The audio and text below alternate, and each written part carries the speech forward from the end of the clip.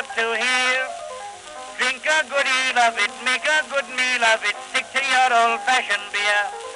Now don't be afraid of it, drink till you're made of it.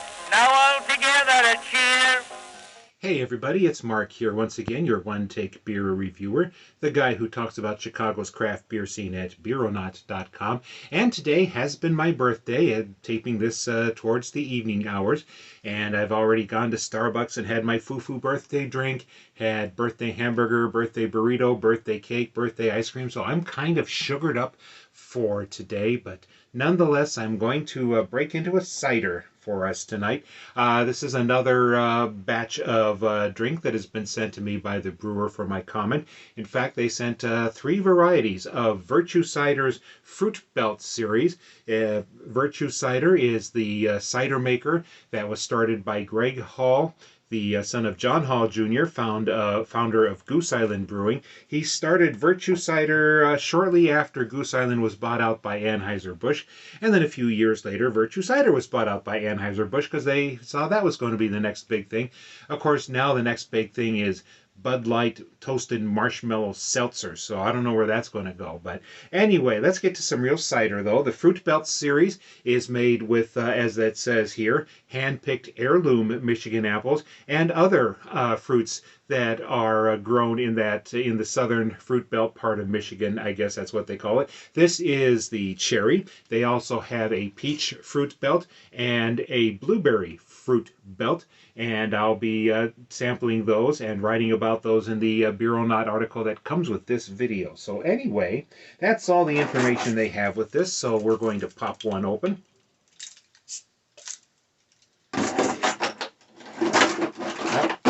Don't want to drop my car keys off the little stand here, and get a nice look at it as we pour. Cider comes in a little more amber colored than most commercial hard ciders.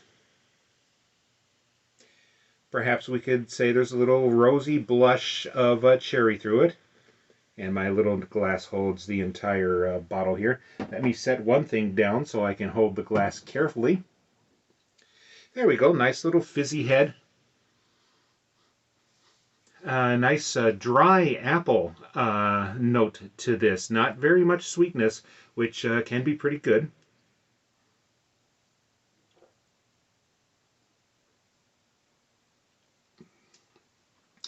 Kind of a thick apple juice taste to it, but not totally overly sweetened, thankfully. And the cherries are kind of a little bit on the edge here. Usually cherry is a pretty strong ingredient, but well, now as I talk about it, I'm starting to pick up some more cherry to it.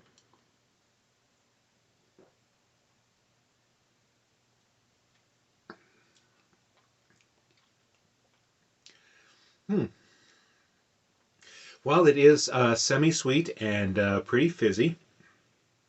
As I said, the mouthfeel is a little thick as apple ciders go, and the cherry is working itself in right down the sides, and so it's pretty pleasant here.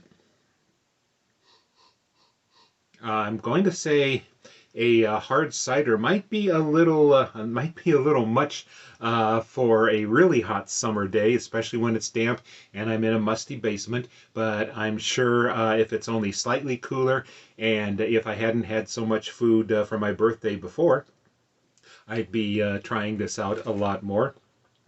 In fact, when I write this up, I'll probably amend my views once I get another sample tried out. So anyway,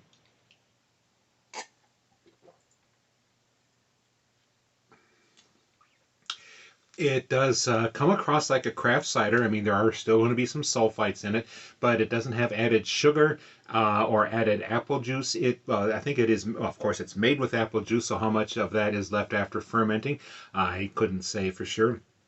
But it's a pretty solid, more like an aperitif mouthfeel to it, because it's not as fizzy or airy as a beer. we're going to say. But yeah, it comes out pretty well. This is the Virtue Cider Fruit Belt series of ciders with Michigan apple and other Michigan crops. This is the cherry, and we'll be talking about the peach and the blueberry later on. So this is Mark, your one-take beer reviewer, the guy at beeronaut.com, wishing myself a happy birthday, because I'm not going to expect you to do that, because you're a stranger. But I hope when you have your birthday, it's as happy as mine. Now don't be